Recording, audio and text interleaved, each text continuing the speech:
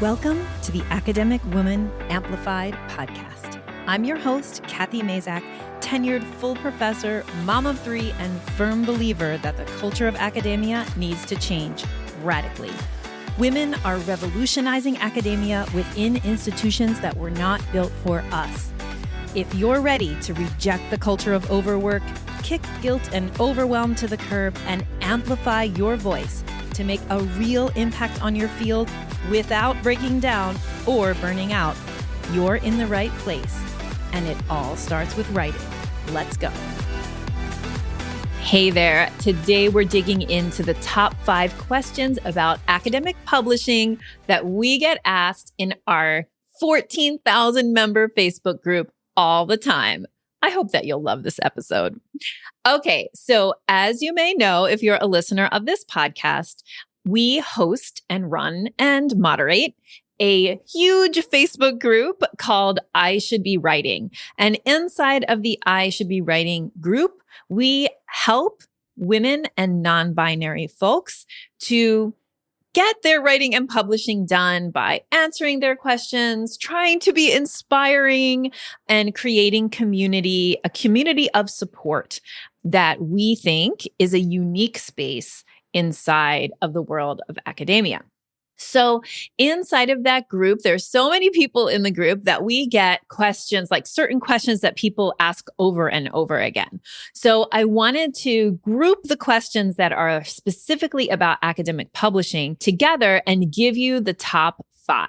Okay, so here we go. Your top 5 questions about academic publishing answered.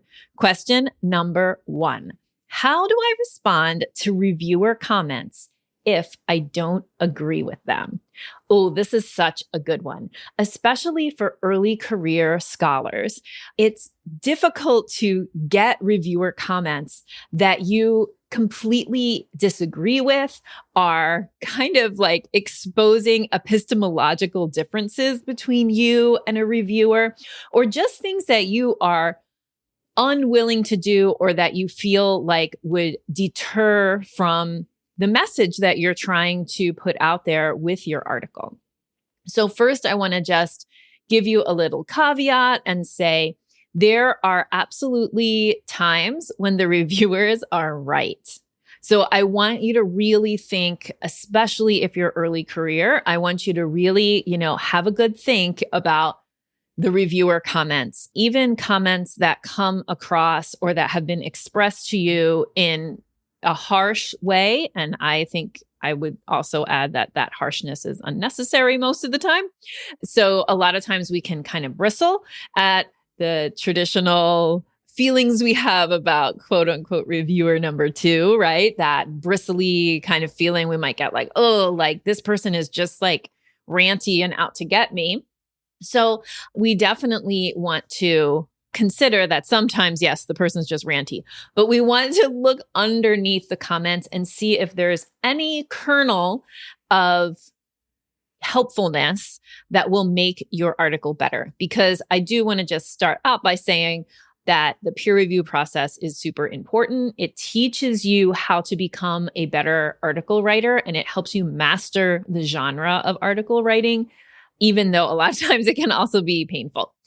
So having said all of that, sometimes we get reviewer feedback or reviewer comments that we absolutely disagree with. And not only that we disagree with, but that indicate that maybe actually the journal we submitted to isn't a great fit if this is what one of the reviewers thinks, or that the reviewer is commenting something that is either impossible for you to do because of the way you collected your data. There's certain types of data you can't go back and like recollect. So maybe they're suggesting you do something that's impossible, or maybe they just are offering a perspective that you don't agree with, like maybe epistemologically. So there are times when you want to not take reviewer feedback.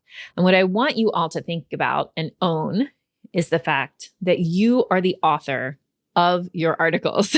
And so you can make and should make authorial decisions about the changes. So just as I started out saying like, hey, You should take into consideration what the reviewers say and see if there's something that can make your article better. But I'm going to now say you are not obligated to actually make every change that reviewers say, even when you get a revise and resubmit. So there are some times when you want to actually not make a change that reviewers suggest. And the way that I advise, my clients to do this, right, is when they do the resubmit, they actually make a list of revisions, and I suggest a table with all the reviewer comments on the left column of the table, and then what changes you made and where in the document, listed on the right-hand column of the table. And for changes that you're unwilling to make or that you disagree with, that you just write 1 or 2 sentences that say to the editor something like, we are unable to do this, or I'm unwilling to do this, or I disagree because of this. As simple as possible, 2 sentences, 3 sentences, not a diatribe. And just tell them, clearly, I am not making this change. And then it's up to the editor to decide whether they want to push back and say, well, we're not going to take it unless you make that change, or whether that's okay. And I have had that go both ways. I've had that go like that the editor came back and said, well, no, we can't take it unless you do this. I've had it come back with that's like no problem at all. Because remember, a lot of times some editors are much more hands-on than others in terms of like when they send the reviewer feedback to you, some editors will say like, take this feedback and not this feedback. Like sometimes they'll kind of give you a little clue about that, but a lot of times they won't. Most times you'll just get the reviews back, in their raw form. So that's the answer to top 5 question number 1. How do I respond to reviewer comments if I don't agree with them? You don't have to do them. You just need to tell the editor why you're not going to do it and stick to your guns. Remember that you are the author and that you are in charge of the content, and don't do changes that you don't want to do. And then when the editor responds to you again, you can make a decision at that point about whether you want to move, pull the article, try to put it someplace else. And that leads us into most commonly asked question number 2, which is, how do I find a journal to publish my article in? Okay, how do I find a journal to publish my article in? This is the top way that I recommend to people is to look in the reference list of articles that you love and articles that you rely on heavily. And what you'll start to notice by really looking through those reference lists, like let's say, take the top 5 articles that you love or that are influencing the piece you're working on right now, and put their reference lists next to each other. Even do this, like I remember doing this, like printing it out, getting a highlighter and highlighting the journals that repeat across those 5 articles. And you'll find that probably there's overlap, and those articles where your favorite stuff is being published are good places to start in terms of where to submit yourself. So that is, one of my big recommendations for people is look, if you're trying to figure out what journal to publish in, look in the reference lists of the articles you are currently reading in order to write your own article. Another thing to do, obviously, I hope obviously, but another thing to do is to go online and read the descriptions of the journals. Okay. So every journal will have a page and a website, and you can read the scope of the journal. And you want to really be like a little bit of an investigator. Look at who is on the review board of journals that you could possibly publish in, and see if those are people that you're citing already or that you're reading already. Because what you're trying to do is like identify fit, right? You're trying to identify where your work fits in the world and who are you in like a web with, right? Who are you citing? What work are you citing? From what journals? There should be like a convergence of a lot of things that lead you to 2 or 3 journals, maybe 5 max. Now, for people who publish in a very interdisciplinary work, You are probably going to have to make some decisions about where your work fits and whether you want to try to move it solidly into one discipline or another, or whether you want to look for cross-disciplinary journals or journals that kind of combine two disciplines. Journals that combine multiple disciplines will tend to be lower tier, but I think that's fine. So you have to make decisions, and this is going to lead to question number 3, which is about, should I go for top tier or should I go for mid tier or whatever? We'll have a little conversation about tiers in a second. But basically, top tier journals in general tend to be more discipline, quote unquote, pure than mid tier journals. And so if you're in an interdisciplinary field, or if your work is interdisciplinary, you're going to want to decide whether you want to kind of shift it so that it's sitting in mostly one discipline, so it fits into a top tier, or whether you're going to want to leave it be its beautiful interdisciplinary self and go for an interdisciplinary journal that might not be the tippy top tier, but you're going to be hitting your readership, okay? Like the people who you really want to get your message out to, which I think is the last thing I want to talk about in terms of question 2, which is how do I find a journal to publish my article in? You want to think about your audience. Who do you want reading the article? And make decisions about journals based on that. And so I feel the urge to talk about question 3, which is all about journal tiers. And we'll get to that right after this mini break. Hey there, I'm just popping into the middle of this episode to let you know that applications are open for our Amplify Faculty Writing Accelerator program. Amplify is a year of pre-tenure support, which focuses on centering your writing while building the career that you really want. In Amplify, we believe that you can control your career, that you can shape it, and that the real work of pre-tenure is becoming the scholar who you want to be. We teach you that in the program through a combination of training, community, and coaching that has had amazing results for our members. You can join today by applying for our program at the link in the show notes. Okay. Question number 3 of the top 5 most frequently asked questions in our Facebook group about academic publishing is, should I go for a top tier journal or should I go for a mid-tier journal? Okay, so if you're new to academic publishing and you're not super familiar with the idea of top tier, mid-tier, low tier, I'm going to explain that because I don't think we should have big secrets. And I always want to be like, just making sure that everybody understands what we're talking about here. So a top tier journal is going to be the most prestigious set of journals in your field. There is probably 1 or 2, maybe 3 top tier journals in your field. And sometimes we talk about journals with like certain R factors or different kinds of numerical ways to rate the impact of a journal. So a top tier journal is kind of synonymous with a high impact journal. And journals, when you go to the journal's homepage, their website page, you should be able to see sometimes the number is called an impact factor or an R factor. So those kinds of things are very, very field specific. Okay. So a really great example of top tier journal being like astronomically the top are the journals Science and Nature. Okay. So those journals are super prestigious journals. Anyone in anything kind of mildly related to science and biology, right?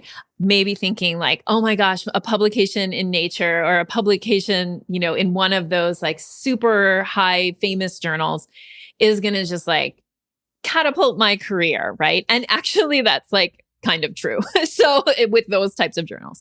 But in journals like, for example, inside of English language studies, and we have a journal such as the Modern Language Journal, like Modern Language Association Journal and the MLA Journal. In linguistics, we have AAAL, which is the Association of Applied Linguists, which is a pretty high tier journal inside of the field of teaching English to speakers of other languages. We have the TESOL Journal. So those are the ones that I'm very familiar with. Also AARA, American Educational Researchers Association Journal. So those journals that are often affiliated with a big professional organization tend to be top tier.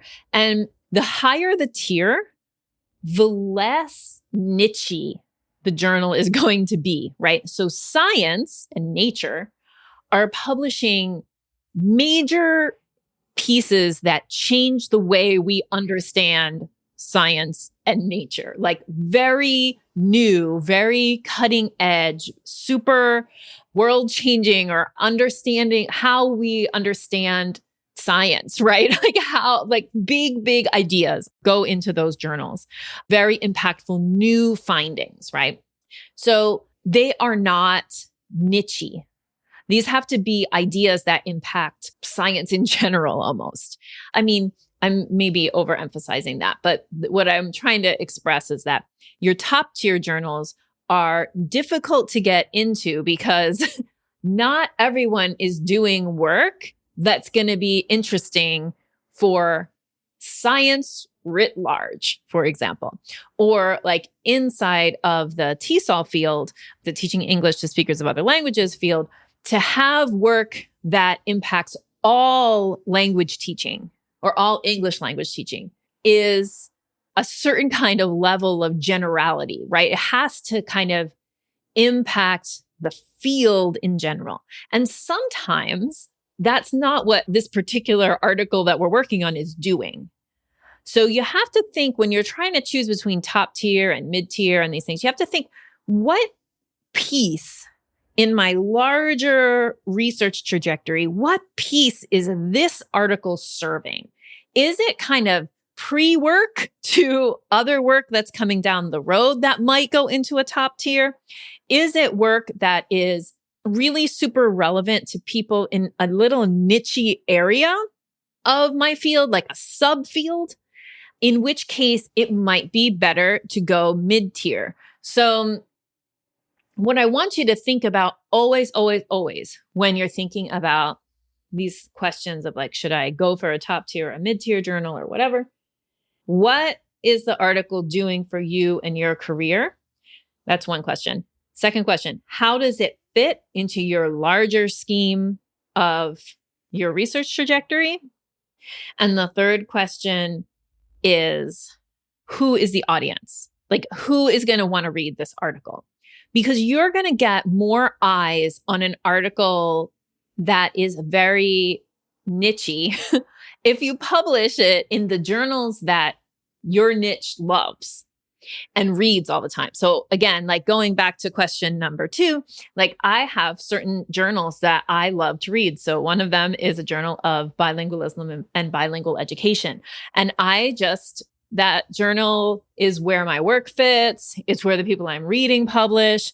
It's not a super high tier journal. It's not a super famous journal. It's not the MLA journal, but it is right on for the kind of work that I do. And so I know that if I love that journal, then other people who think like me are going to love that journal. And so when I make a contribution there, that other people are going to benefit from that contribution. Those readers are going to benefit from that contribution. And I'm going to be more impactful in the little corner of the world that I want to be by publishing there than by potentially publishing someplace else. So these are just all things to consider. But the bottom line is, think of those 3 questions that I just gave you and really analyze where you want to try to submit something. There's a general wisdom around submit high tier and then resubmit lower tier that I think is not bad advice. But before submitting high tier, I want you to answer those 3 questions I just gave you for yourself. I want you to really think who's my audience? Who's benefiting from this? Who do I want to read this? How am I going to get the eyes that I want on this work on the work? Is it by going for that tippy top tier journal? So just things to think about there. And I would also definitely consider, if you're on the tenure track or on the job market, often we want to put top tier journals on our resume, but we don't want to sacrifice putting any journals on our resume for top tier journals. Okay. So you want to have a strategy that you're getting, publications out, and that some of them can and should, and maybe eventually will be in top tier journals, but you don't want to just keep going for top tier and then make the time to publication super long because you were unwilling to go for mid-tier first, which could, not always, but could potentially be faster. Okay. So that's question number 3. Should I go for top tier or mid-tier? Question number 4. How do I know if the publisher reaching out to me is predatory, or how do I identify a predatory publisher? Okay, this is really hot because there's a lot of predatory publishers out there. And I want to just give you the easy answers first. So when you get an email that is very generic, a lot of times these emails from predatory publishers will have typos in them, and they'll be very we heard about your work and then they've obviously copy pasted a presentation title that you've done, or maybe not at all. Maybe it just says, we've heard about your work and we want you to publish in this journal. And the journal has a really generic name. And you can tell by reading the email that it is not a legit publisher. So that's the first thing, is if the email seems a little strange, then you want to go ahead and just discount that. Some people say, if I have to pay to get my thing published in the journal, then it's predatory. Not exactly true. There are this kind of movement towards open access journals. Definitely, they are you pay to have your work published in those journals, and then they are open access. Similarly, in some fields, it is straight up traditional and completely accepted to pay per page. And so, for example, my husband is an animal scientist. He's a ruminant nutritionist. And one of the journals, a very good journal in his field, is the Journal of Dairy Science. And it costs money to publish per page. It is not a predatory journal. It is the top journal in dairy science. So it is field dependent. It's also open access dependent. And what I recommend people do is write the fees for publication if you want to do open access, or if you're in one of the fields where it normally costs. People who are in these fields where it costs money to publish per page know that they're there already. They've watched their advisors do that. And so you know that you need to write grants and have the money for publication written into your grant. So you should not be paying to publish out of your pocket. Your university should pay for it. If you're a grad student, you need to talk to your advisor about how the advisor can get funding to pay for it, or if the advisor has funding to pay for it, because that is part of the cost of doing business inside of research and academia in certain fields. Now, there are other fields where it is not common to pay to publish.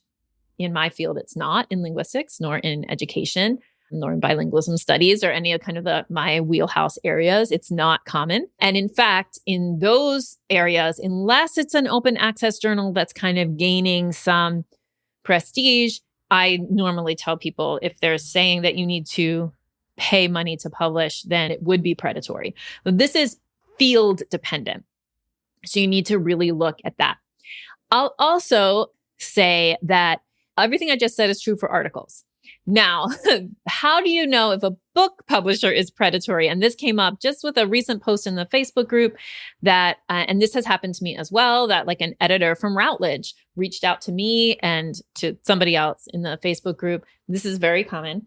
Editors from big publishing houses like Routledge, which obviously is one of the top 3. I don't mean top. It is top in terms of rigor, but it also is in terms of monopoly. But anyway, so the Routledge is a legit publishing house in academia, and their editors, they need to publish high quality things. And so sometimes, and a lot of times around like a big conference, like an editor will go through the conference agenda, see something interesting, find the email of the presenter, and reach out. This does not mean that you have a contract for a book in the bag. What it means is that acquisitions editors know that they have to talk to a lot of people and see a lot of publications to get good ones. And so that's what they're trying to do. So if you get a kind of cold email from someone, you see that they're an editor at one of these big presses, then you can feel pretty confident that they just want to explore. If you have a book length thing that you're working on, it's a great connection to have. If we're going to conferences in person, what I would advise you to do is meet in person with the acquisitions editor at the conference. So you can talk through your book idea. They can decide if they want a proposal from you, but then you're still going to go through the same proposal process as everybody else. You're going to write a proposal. It's going to get peer reviewed and all of that stuff. You're going to have to submit sample chapters, the whole shebang. So like, just because a Routledge editor reaches out to you doesn't mean, first of all, that Routledge is predatory or that you have a proposal or that, you have a contract in the bag. You absolutely don't. They're just looking for excellent work and they know they have to talk to a lot of people to get it. Okay, we're at our last question, which is question number 5. How do I make myself work on a writing project that I've lost all motivation for? Okay, so this comes up a lot in our Facebook group. What do I do when I don't have any more motivation to write? So this is something that is super timely if you're listening in real time. We're all exhausted for so many reasons. So it is not surprising that we're seeing a lot more posts in the group about lack of motivation. So I want you to think about if you are one of these people who's like, oh, I have this project, but I'm just not motivated to finish it or work on it. I want you to think about a couple of things. The very first thing that I tell people when they're like, I just don't have any motivation to work on this. The first thing I say is, when is the last time you took a real break?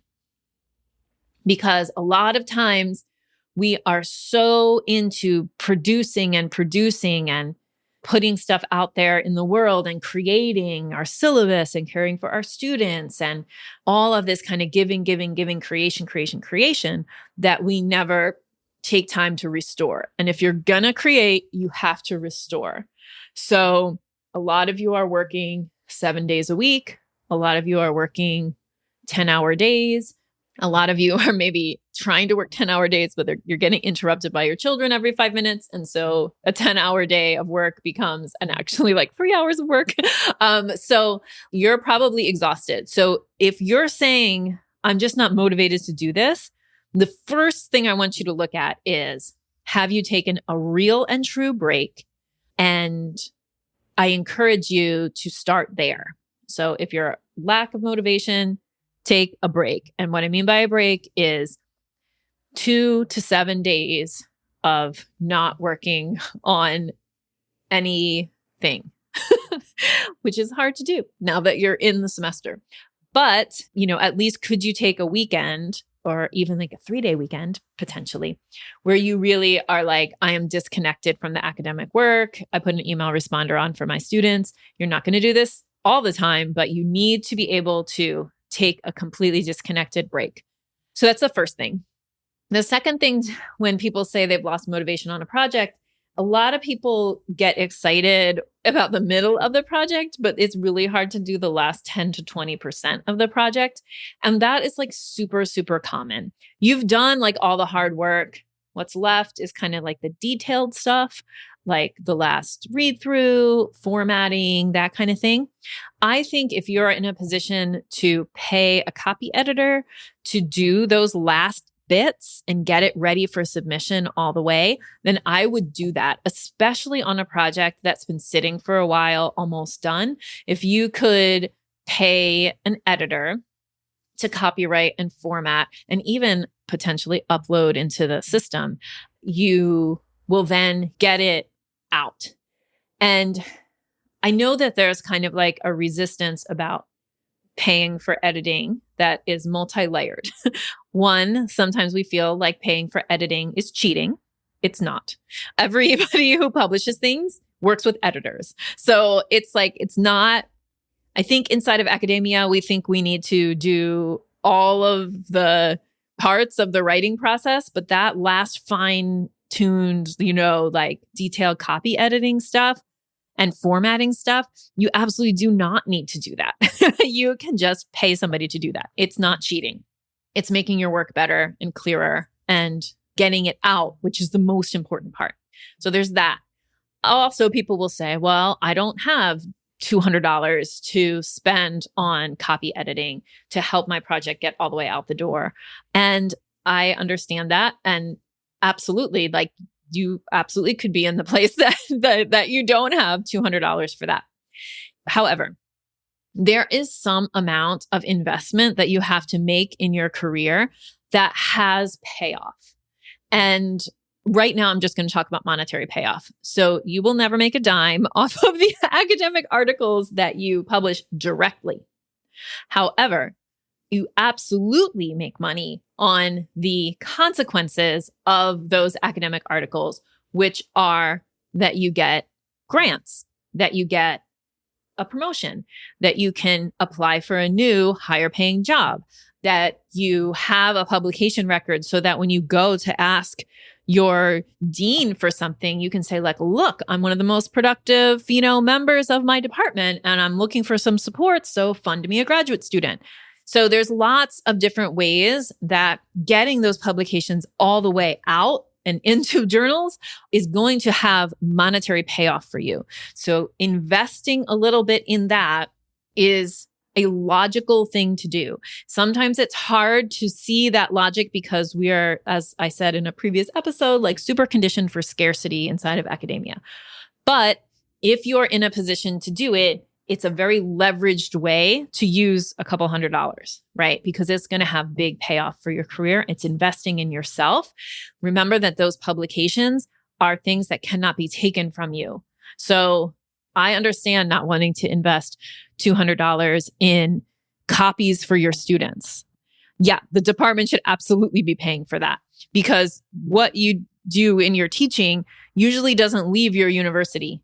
It might help you get promoted, absolutely. But if you wanted to do some other thing in the world, your teaching feedback is not going to help you do that. But your publications are. So those belong to you. They are part of the career you're crafting and the scholar you're making yourself to be. So investment of money into your own professional development, I think, is a good investment. So if your problem with motivation is, I got these little piddly tasks to do and I just don't feel like doing them, of course you don't feel like doing them because the thing's like 99% done. Just pay somebody to do the piddly tasks and get the thing out the door. So rest, pay for an editor. And also the third thing to think about in terms of if you've lost motivation on a project is to think, is this project really serving me? Is it going to be a project that is in line with my academic mission? Is it going to contribute to the academic brand that I'm creating for myself? If that's a no and a no, then it's probably time to just say goodbye to the project. I recorded a previous episode, I think this month, about sunk costs. Like, it is not worth, like you cannot get the time and effort you put into the article back. It's a sunk cost. Economists tell us, don't worry about sunk costs, just move on. So that's what I would do if you have a serious lack of motivation around a project and that project is not going to have the impact on your career that you want it to have or that you need it to have. So those are my answers to your top 5 questions about academic publishing. If you're not already a member of the I Should Be Writing Facebook group, we encourage you to come on over where you can ask questions as well and get answers from a lot of very smart and engaged academic women and non-binary folks at various stages in their careers. So it's really a pretty cool place to be and a pretty unique community. We work very hard to try to keep the vibe super positive and supportive and unlike other academic communities. So We encourage you to come on over, ask your questions, and maybe your question will be featured in a top 5 podcast in the future. Thank you so much for spending your valuable time loving on yourself and your writing by listening to this episode. If you'd like to continue the conversation, join the over 7,000 academic women in the I Should Be Writing Facebook group. Just go to facebook.com/groups/I Should Be Writing or search for I Should Be Writing inside your Facebook app. See you inside.